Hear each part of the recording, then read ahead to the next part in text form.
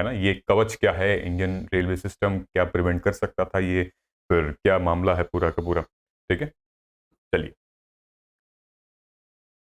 ये कल रात की ही दुर्घटना है दोस्तों। इससे पहले जो मैंने वीडियो बनाया था आपने देखा ही होगा। ये कुड कवच है prevented the Odisha train accident. ये जो दुर्घटना हुई है, ये मतलब विवादास्पद दुर्घटना हुई है। भारतीय इतिहास में ये रिकॉर्ड दर्ज करा दिया जाएगा कि पहली दफा 3 ट्रेनें आपस में भिड़ चुकी हैं। अब सवाल तो यही उठता है कि क्या हमारे पास कोई ऐसी टेक्निक है ही नहीं कि अगर ट्रेन डीरेल हो जाए, अगर ट्रेन आपस में सामने आ रहे हैं तो क्या पता नहीं चल पाएगा। आज हम 2023 में ऐसे जमाने में रह रहे हैं जहां पे आर्टिफिशियल इंटेलिजेंस, है ना, आर्टिफिशियल इंटेलिजेंस जैसी चीज हो चुकी है। लेकिन क्या ये चीज नहीं हो पाएगी, क्या इसमें आर्टिफिशियल इंटेलिजेंस नहीं लग पाएगा, इसमें टेक्निकी नहीं लग पाएगी, ये जो एंटी कोलिशन चीज है क्या वो नहीं ठीक हो पाएगा। सबसे पहले कवच क्या है। देखिए, कवच जो है 23 मार्च, आज से ठीक 1 साल पहले मिनिस्ट्री ऑफ रेलवे द्वारा अनाउंस किया गया था। ये एक बहुत ही सिग्निफिकेंट, बहुत ही इंपॉर्टेंट स्टेप है हमारे ट्रेन के ऑपरेशन के, डे टू डे ट्रेन के ऑपरेशन में, जिसको हम कहते हैं automatic train protection, ATS system कहते हैं। मतलब कि एटीपीएस भी कहते हैं या फिर एटीपी सिस्टम भी कहते हैं। ठीक है, इसी को है कवच। ठीक, ये किससे डेवलप किया गया है। ये कोलैबोरेशन के 3 इंडियन वेंडर से। कौन कौन, एक तो हमारा डीआरडीओ, दूसरा national ATP system for Indian railways. ठीक है, ये डीआरडीओ के ही 3 वेंडर्स हैं ये। ठीक, अब होता क्या है, Odisha train accident live, Kavach has been design to assist locomotive pilots in avoiding signal passing at danger.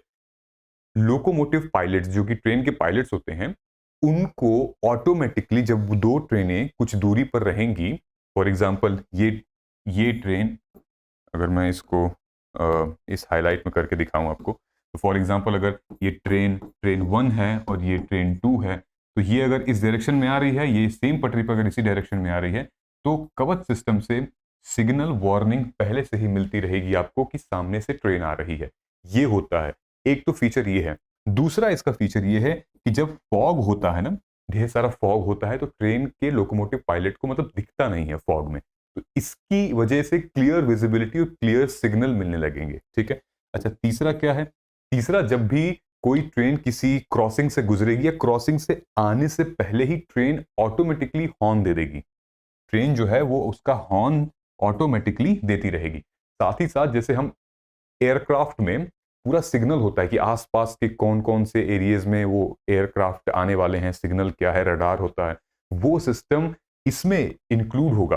पूरी ट्रेन की जो मैपिंग है, कवच मतलब पूरे ट्रेन की जो मैपिंग है, वो आपके लोकोमोटिव पायलट के पास होगी कि आगे से आने वाले 20 किलोमीटर पहले या 10 किलोमीटर पहले कौन सी ट्रेन आ रही है, क्या डिटेल है उसकी, ठीक है, किस तरफ जाएगी, और मतलब इसी पटरी पे है, कहां पर है। ये सारी की सारी सिस्टम जो है वो कवच में होगा, तो कितना बढ़िया होगा ना, मतलब पता ही नहीं चलेगा। लेकिन यहां पर एक कैच है।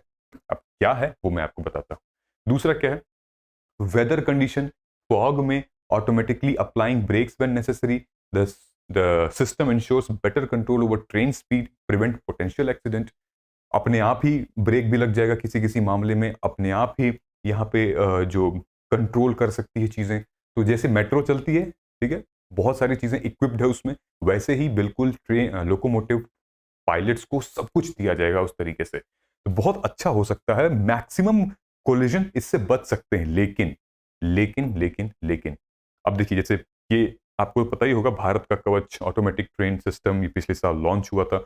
ये इंडिजीनियस ट्रेन प्रोटेक्शन सिस्टम है जो कि इन्हांस करेगा हमारे भारतीय रेलवेज के पूरे सिस्टम को। 2022 में यूनियन बजट द्वारा आत्मनिर्भर इनिशिएटिव के द्वारा लॉन्च किया गया था।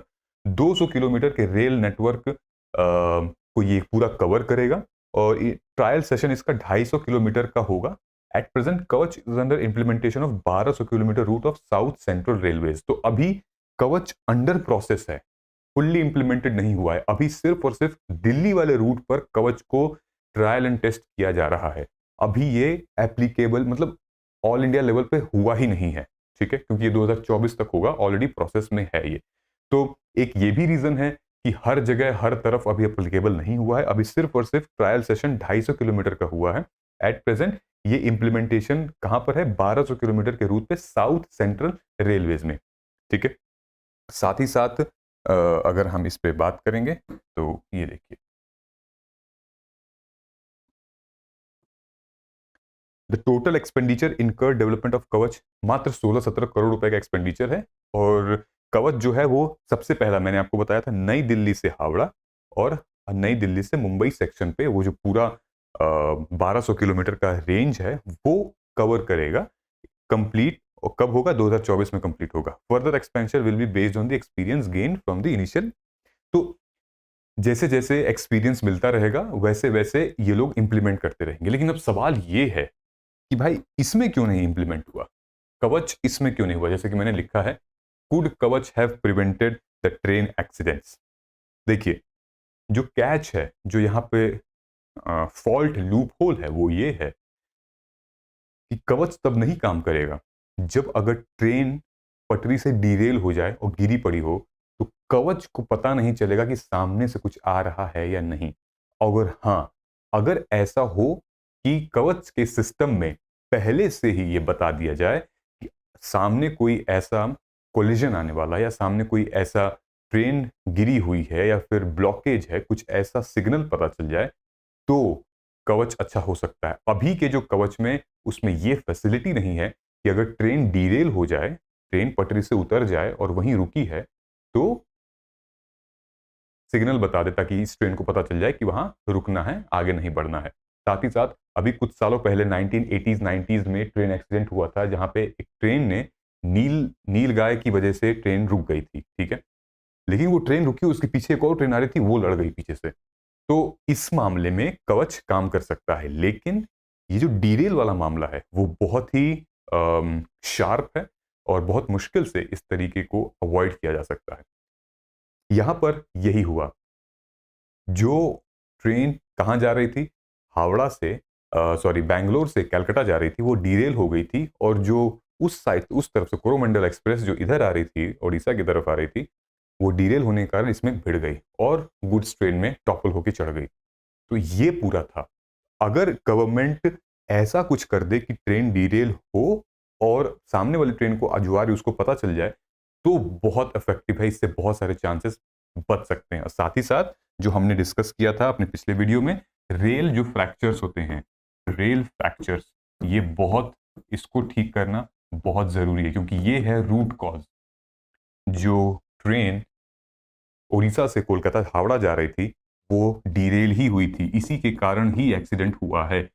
और अगर रेल फ्रैक्चर्स मतलब जो वो होती है, रेलवे लाइंस होती हैं, लोहे की लाइंस होती हैं, वो अगर फ्रैक्चर न हो, उनको ठीक करने के लिए कुछ किया जा सकता है, तो 99% जो हमारे ट्रेन एक्सीडेंट्स होते हैं वो बच जाएंगे। आपका क्या ख्याल है? आप जरूर बताइएगा।